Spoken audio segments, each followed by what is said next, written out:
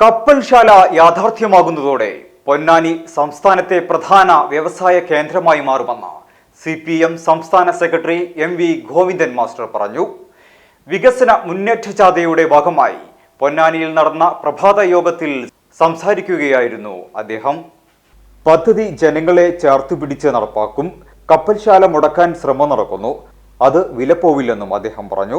പാചക തൊഴിലാളികൾക്ക് പെൻഷൻ ആലോചിക്കും. മലയാളം സർവകലാശാലയ്ക്ക് കെട്ടിടം വരാത്തത് പാരവച്ചിട്ടാണ്.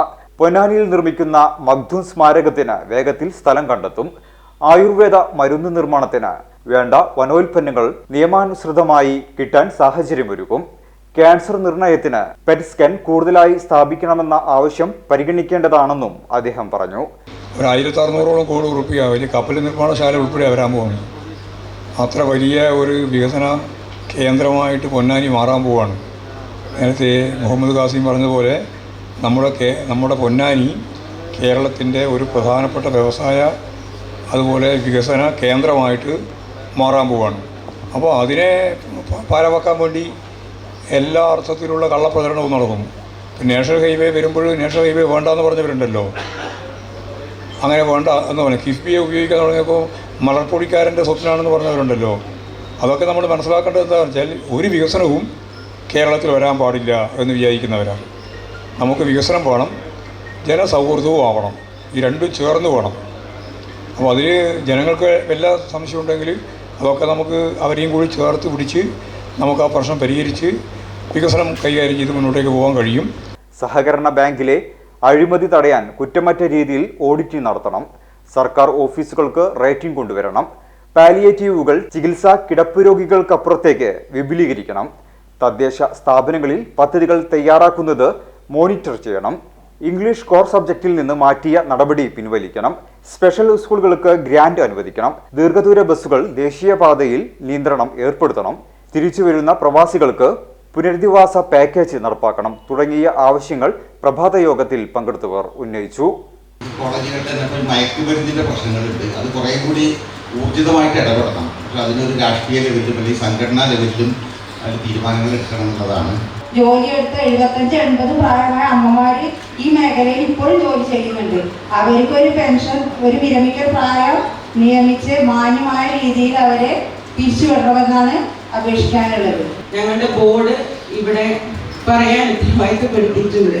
3ാം ക്ലാസ് മുതൽ അവർക്കൊരു സെക്ഷൽ എഡ്യൂക്കേഷൻ പോളിസിയുടെ ഭാഗമായിട്ട് തന്നെ കൊടുക്കണം.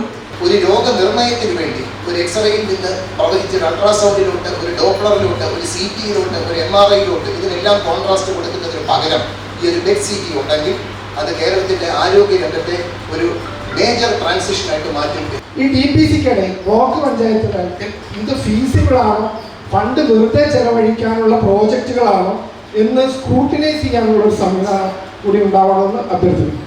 സാധാരണ ഗവൺമെൻറ് സ്കൂളുകളിൽ ഭിന്നശേഷിക്കാരായ കുട്ടികളെ പഠിപ്പിക്കാൻ വരുന്ന ആഴ്ചയിൽ 1-2 ദിവസം വരുന്ന സ്പെഷ്യൽ എഡ്യൂക്കേറ്റർമാരെ എല്ലാ ദിവസവും വരാനുള്ള നടപടികൾ സ്വീകരിക്കണമെന്ന് അപേക്ഷിക്കുകയാണ്. Every child is a star.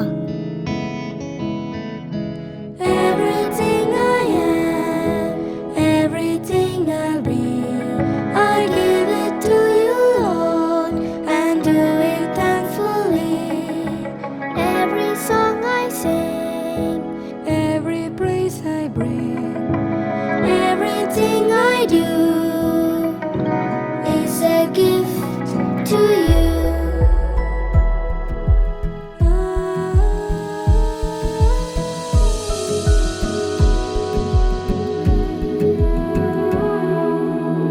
Everything I have, all you've given me, I give it to you, Lord, and do it thankfully, thankfully.